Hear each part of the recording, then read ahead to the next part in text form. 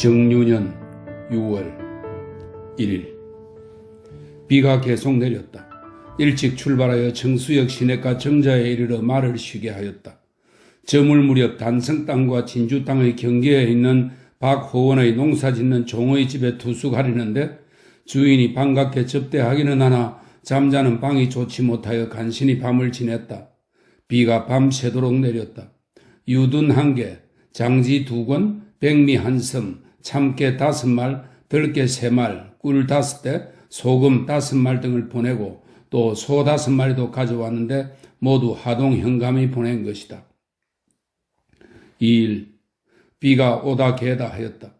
일찍 출발하여 단계 시내가에서 아침밥을 먹고 늦게 삼가현에 이르니 산과 현감 신효업은 이미 산성으로 가고 없고 주인 없는 공관에서 잤다. 고을 사람들이 밥을 지어 먹으라고 했으나 먹지 말라고 종들에게 타일렀다. 삼가현 오리밖에 회나무 정자가 있어 거기에 앉아 있는데 근처에 사는 노순일 형제가 와서 만났다. 3일, 비가 계속 내렸다. 아침에 출발하려고 하다가 비가 이토록 오니 쭈그리고 앉아 어떻게 할까 하고 걱정하는 중에 도원수의 군관 유홍이 흥량에서 왔다. 그에게 길을 물어보니 떠날 수 없는 정도라고 하므로 그대로 묵었다. 아침에 고을 사람들의 밥을 얻어먹었다고 하는 말을 들었기에 종들을 매질하고 밥쌀을 도로 갚아주었다. 4일, 흐리다가 맑음. 일찍 떠나려는데 현감 신효업이 문안편지와 함께 노자까지 보내왔다. 낮에 합천 땅에 이르러 고을에서 심리점 되는 곳에 괴목정이 있어서 아침밥을 먹었다. 너무 더워서 한참 동안 말을 쉬게 하고 오리점 되는 곳에 가니 갈림길이 있었다. 하나는 바로 고을로 들어가는 길이고 다른 한 길은 초계로 가는 길이다. 강을 건너지 않고 곧바로 심리남집 가니 원수 권율의 지인이 바라보였다. 문보가 살고 있는 집에 들어가서 잤다. 개연으로 오는데 기암 절벽이 1000길이나 되고 강물은 굽이 돌며 깊었고 길에는 또한 건너질러 놓은 다리가 높았다. 만일 이 험한 곳을 눌러 지킨다면 10,000명의 군사라도 지나가기 어려울 것이다. 이곳이 모여곡이다. 5일, 맑음. 서풍이 세게 불었다. 아침에 초계 군수가 급히 달려왔기에 곧 그를 불러들여 이야기했다. 식사 후에 중군 이덕필이 달려와서 함께 지난 이야기를 했다. 조금 있으니 심준이 와서 만났다. 같이 점심을 먹고 거처할 방을 도배했다. 저녁에 이성서가 보러 와서 파수병과 복병이 도피한 일을 말했다. 이날 아침에 구례 사람과 하동 현감이 보내준 종과 말들을 모두 돌려보냈다. 6일, 맑음. 잠자는 방을 다시 도배하고 군관이 실 대청 2칸을 만들었다. 늦게 모유곡 주인집의 이웃에 사는 윤감과 문익신이 와서 만났다. 종경을 이 대백에게 보냈더니 생리가 나가고 없어서 그냥 왔다고 하며 대백도 나를 보러 오고자 한다고 했다. 어두워서 집에 들어갔는데 그 집 과부는 다른 집으로 옮겨갔다. 7일, 맑고 몹시 더웠다. 원수 권율의 군관 박응사와 유홍 등이 와서 만났다. 원수의 종사관 황여일이 사람을 보내어 문안함으로 곧 답례하여 보냈다. 안방으로 들어가 잤다. 8일, 맑음. 아침에 정상명을 보내어 황 종사관에게 안부를 물었다. 늦게 이덕필과 심준이 와서 만났고 현감이 그 아우와 함께 와서 만났으며 원수를 마중 가는 사람들도 10여 명이나 와서 만났다. 점심을 먹은 뒤에 원수 권율이 진의 이름으로 나도 나가 보았다. 종사관이 원수 앞에 있었고 나는 원수와 함께 이야기했다. 얼마 뒤 원수가 박승이 올린 사직서 초본을 보여주는데 박승은 원수의 처사에 허술한 데가 많다고 진술하였고 원수는 스스로 분한하여 채찰사 이원익에게 글을 올렸다고 한다. 또 복병에 관한 사항의 서류를 보고 저물어서야 돌아왔다. 몸이 매우 불편하여 저녁을 먹지 않았다. 9일, 흐리며 개지 않았다. 늦게 정상명을 원수에게 보내어 문안하고 다음으로 종사관 황여일에게도 문안했다. 처음으로 노마료를 받았다. 숫돌을 캐왔는데 품질이 연일석보다 낫다고 한다. 윤감, 문익신, 문보 등이 와서 만났다. 이날은 여필의 생일인데 저 혼자 변방에 앉아있으니 마음이 어떠하겠는가. 10일 맑음. 아침에 가라말, 가라말은 검은 말입니다. 월화말, 얼룩말이고요. 간자진말, 이마와 뺨이 흰 말입니다. 유진말, 갈기는 검고 배가 흰 말입니다. 등의 편자가 떨어진 것을 갈아박았다. 원수의 종사관이 삼척 사람 홍련회를 보내어 문안하고 늦게 보러 오겠다고 하였다. 홍련회는 홍련의 삼촌 조카이다. 어릴 때 중마고 서철이 합천 땅 동면 율진에 사는데 내가 왔다는 소식을 듣고 와서 만났다. 아이 때 이름은 서갈박지인데 음식을 대접해서 보냈다. 저녁에 원수의 종사관 황여일이 와서 만나고 조용히 이야기하다가 임진년에 외적을 무찌른 일에 대하여 크게 찬탄에 마지 않았다. 또 산성에 흠고한 요새를 쌓지 않은 데 대한 한탄과 당면한 토벌과 방비의 대책이 허술한 것 등을 말하는데 밤이 깊은 줄도 모르고 돌아갈 것을 잊고서 이야기했다. 또 말하기를 내일은 원수가 산성을 살펴보러 간다고 했다. 11일 맑음.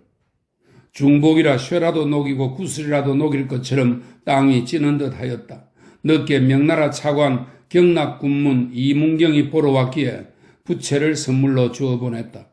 어제 저녁 종사관과 이야기할 때 변홍백의 종 춘희가 집안 편지를 가지고 와서 어머니의 영년, 영유를 모신 자리입니다. 어머님의 영년이 평안하신 것을 알았다. 그러나 쓰라린 마음을 어찌다 말로 할 수 있겠는가. 다만 흥백이 나를 만나볼 일로 여기까지 왔다가 그냥 청도로 돌아갔다고 하니 참으로 아쉽다. 이날 아침에 편지를 써서 흥백에게 보냈다. 아들 열이 광난을 알아 밤새도록 신음했는데 걱정하며 애태운 심정을 어찌 말로 다 하랴. 달기 울었어야 조금 덜하여 잠이 들었다. 이날 아침 한산도 여러 곳에 갈 편지 14장을 썼다.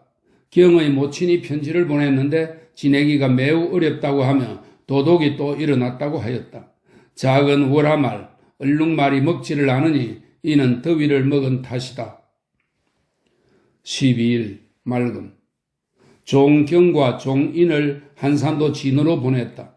전라우수사 이억기, 충청수사 최호, 경상수사 배설, 가리포첨사 이영표, 녹도만호 송여종, 여도만호 김인영, 사도첨사 황세덕, 배동지, 김조방장, 거제현령 안위, 영등포만호 조계종, 남해현감 박대남, 하동현감 신진, 순천부사 우치적 등에게 편지를 했다. 늦게 성장 처형이 와서 보고 부채와 미투리를 바침으로 다른 물건으로서 갚아 보냈다. 또 적의 사정을 말하고 또 원균의 일도 말했다. 오후에 들으니 중군장 이덕필이 군사를 거느리고 적에게 갔다고 한다. 무슨 일인지 알 수 없었다. 원수 권유력에 가보니 우병사 김응서의 보고에 부산의 적은 창원등지로 떠나려 하고 서생포의 적은 경주로 진을 옮긴다고 했다. 그래서 복병군을 보내어 길을 막고 우리 군대의 위세를 올린다고 했다. 병사의 우후 김자은이 일이 있어 원수에게 뵈러 왔다. 나도 그를 만나보고는 달빛을 받으며 돌아왔다. 13일 말더니 늦게 부슬비가 뿌리다가 그쳤다.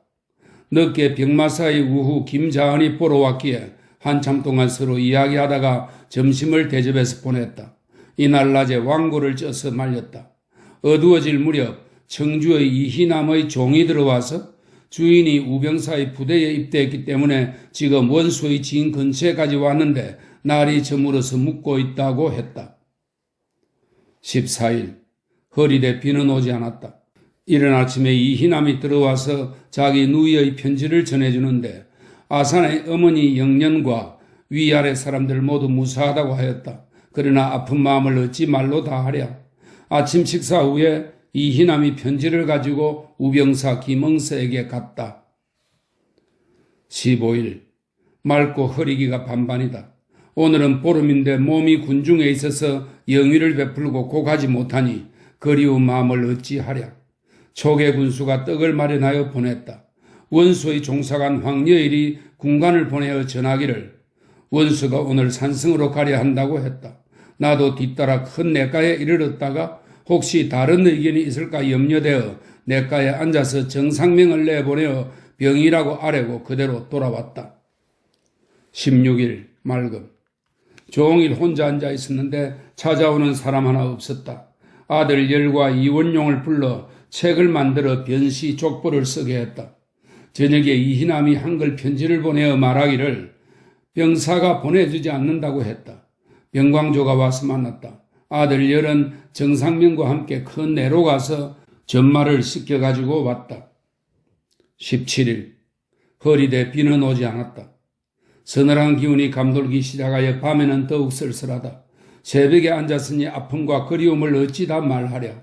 아침 식사 후에 원수 권율에게로 가니 원균의 정직하지 못한 점을 많이 말했다. 또 비변사에서 내려온 공문을 보이는데 원균의 장계에 수군과 육군이 함께 나가서 먼저 앙골포에 적을 무찌른 연후에 수군이 부산 등지로 진군하겠다고 하니 앙골포의 적을 먼저 칠 수 없겠습니까? 하였고 또 원수의 장계에는 통제사 원균이 전진하려고 하지 않고 우선 앙골포의 적을 먼저 쳐야 한다고만 말하며 수군의 여러 장수들이 이와 다른 생각을 갖고 있을 뿐 아니라 원균은 안으로 들어가 나오지 않으니 절대로 여러 장수들과 합의하지 못할 것이므로 이를 그르칠 것이 뻔합니다. 라고 하였다. 원수에게 고하여 이희남과 변존서, 윤성각 등에게 공문으로 독촉하여 오도록 하게 했다. 돌아올 때에 종사관 황여일이 머물고 있는 곳에 들어가 앉아서 한참 동안 이야기하다가 숙소로 돌아와서 곧바로 이희남의 종을 어령산석으로 보냈다. 청도 군수가 파발로 공문을 보내어 초계 군수에게 보여주었으니 참으로 양심이 없는 사람이라 하겠다. 18일 허리대 비는 오지 않았다. 아침에 종사관 황여일이 종을 보내어 문안했다. 늦게 윤감이 떡을 만들어서 왔다. 명나라 사람 서비가 초계에서 말하기를 명나라 사람 주얼룡이 일찍이 일본에 사로잡혀 갔다가 이번에야 비로소 나왔는데 적병 10만 명이 벌써 사자마나 대마도에 이르렀을 것이며 소서행장은 의령을 거쳐 곧장 전라도를 침범하려 할 것이요 가등청정은 경주, 대구 등지로 진을 옮기고 그대로 안동으로 가려고 할 것이다고 했다. 저물 무렵 원수가 사천에 갈 일을 통지해 왔기에 곧 정사복을 보내어 물었더니 원수가 수군에 관한 일 때문에 사천으로 간다고 했다. 19일 새벽 달기 3번을 때 문을 나서서 원수의 진중에 이르려 하니 날이 벌써 훤히 밝았다. 진에 이르니 원수와 황종사관이 함께 나와 앉아 있었다. 내가 들어가 배웠더니 원수는 원균에 관한 일을 내게 말하는데 통제사 원균의 일은 말로 할 수가 없어. 흉악한 것은 조정에 청하여 앙골과 가덕의 적을 모조리 무찌른 뒤에 수군이 나아가 토벌해야 한다고 하니 이것이 정말 어떤 마음이겠소? 질질 끌다가 나아가지 않으려는 뜻에 불과한 것이요. 그래서 내가 사천으로 가서 새 수사에게 독촉하여 징격하게 할 것이요. 통제사 원균은 내가 지휘할 것도 없어. 라고 했다. 내가 또 유지를 보니 안골의 적은 경솔하게 들어가서 공격할 것이 못된다고 하였다. 원수가 간 뒤에 황종사관과 함께 이야기하고 있는데 얼마 후 초계 군수가 왔다. 작별에 임하여서 황종사관의 초계 군수에게 진찬순에게 심부름시키지 말라고 했더니 원수부의 병방군관과 군수가 모두 그렇게 하겠다고 대답했다. 내가 돌아올 때 사로잡혔다가 도망쳐 돌아온 사람이 나를 따라왔다. 이날은 땅이 찌는 듯이 더웠다. 저녁에 작은 우라말, 얼룩말입니다. 저녁에 작은 우라말에게 풀을 조금 먹였다. 낮에 군사 변덕기, 우영리 덕장, 늙어서 그만둔 아전 병경환, 18세의 병경남 등이 와서 만나고 진사 이신길의 아들 이일장도 와서 만났다. 밤에 소나기가 크게 퍼부어 처마의 낙수가 쏟아지는 듯 요란했다. 20일 종일 비가 오더니 밤에는 큰 비가 왔다. 늦은 아침에 서철이 와서 만났다. 윤감, 문익신, 문보 등도 와서 만나고 변유도 와서 만났다. 오후에 종과 말을 먹일 비용을 받아왔다. 병든 말이 차차 나아졌다. 21일 비가 오다 개다 했다. 새벽 꿈에 덕, 유론, 대 등이 보였는데 모두 인사하며 반기는 빛이었다. 아침에 영덕 현령 권진경이 원수를 뵈러 왔다가 원수가 이미 사천에 가고 없으므로 내게 와서 만나고 좌도의 일을 많이 전했다. 좌병사 군관이 편지를 가져왔기에 곧 답장을 써서 보냈다. 황여일 종사관이 사람을 보내어 문안하였다. 저녁에 변주부와 윤성각이 와서 밤늦게까지 이야기했다. 22일 비가 오다 개다 하였다. 아침에 초계 군수가 연포를 끓여가지고 와서 권했지만 오만한 빛이 많았다. 그의 처사가 무례함을 말하여 무엇하랴. 늦게 이희남이 들어와서 우병사의 편지를 전했다. 낮에 정순신, 정사겸, 윤감, 문익신, 문보 등이 와서 만나고 이선손도 와서 만났다. 23일 비가 오다 개다 하였다. 아침에 대전을 다시 다듬었다. 늦게 우병사 김응세에게 편지를 보내고 아울러 크고 작은 환도를 보냈다. 그런데 가지고 오는 사람이 물에 빠뜨려 장식과 칼집이 망가졌으니 아깝다. 아침에 나경의 아들 재흥이 그 아버지의 편지를 가지고 와서 만났다. 또 군색한 노자까지 보내어주니 매우 미안했다. 오후에 이방이 와서 만났는데 방은 곧 아산 이몽서의 둘째 아들이다.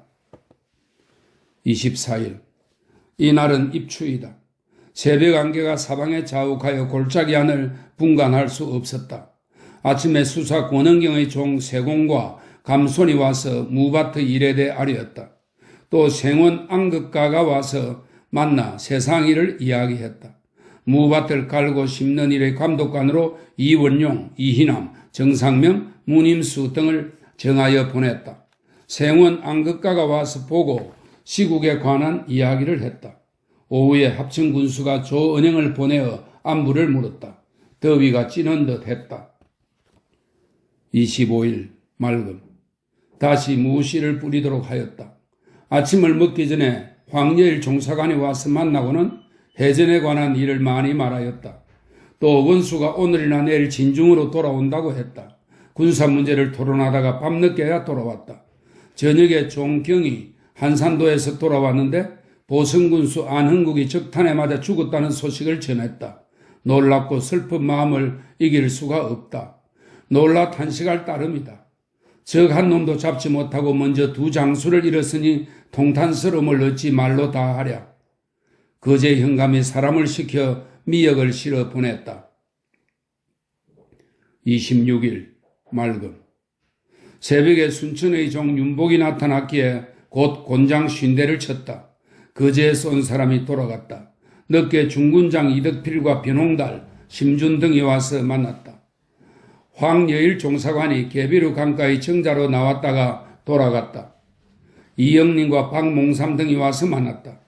아산에 있는 종평세가 들어와서 어머니 영년이 평안하시고 여러 위아래가 모두 무사하다고 했다. 다만 석 달이나 감으로 농사는 끝장나서 가망이 없다고 하였다. 장사날은 7월 27일로 했다가 다시 8월 4일로 택일했다고 한다. 그리운 생각이 간절하니 애통함을 어찌 말로 다 하랴. 저녁에 우병사 김응서가 채찰사 이원익에게 보고하되 아산의 이방과 청주의 이남이 복병하기 싫어서 원수 권율의 진영 옆에 피해 있다고 하여 채찰사가 원수에게 공문을 보냈다. 원수는 크게 노하여 공문을 다시 작성하여 보냈다. 병사 김응서의 속뜻은 알 수가 없었다. 이날에 작은 월화말이 죽어서 내다 버렸다. 27일 맑음 아침에 어흥린과 박몽삼 등이 돌아갔다. 이희남과 이방이 채찰사의 행차가 당도한 곳으로 갔다. 늦게 황여일이 와서 만나고 한참 동안 이야기하였다. 오후 3시경에 소나기가 크게 쏟아져 잠깐 사이에 물이 불었다고 했다. 28일 맑음 늦게 황해도 백천에 사는 별장 조신호, 홍대방 등이 와서 만났다. 또 초계 아전이 보낸 고목에는 원수가 내일 남원으로 간다고 하였다. 이날 새벽 꿈이 매우 어지러웠다. 종경이 물건을 사러 가서 돌아오지 않았다. 29일 맑음 변주부가 마을방으로 갔다. 종경이 돌아왔다. 이희남, 이방 등이 돌아왔다. 중군장 이덕필과 심준이 와서 전하기를 유격 16경이 체포되어 가는데 양총병이 삼가에 와서 그들을 결박해서 보냈다고 했다. 문님수가 의령에서 와서 전하기를 채찰사가 벌써 초계역에 당도했다고 했다. 새로 과거에 급제한 양간이 황천상의 편지를 가지고 왔다. 변주부가 마을방에서 돌아왔다. 30일 맑음. 새벽에 정상명을 시켜 채찰사에게 문안을 드리게 했다. 이날 몹시 더워서 대지가 찌는 듯 했다. 저녁에 흥량의 신여량과 신재운 등이 와서 연해 지역에는 비가 알맞게 왔다고 전했다.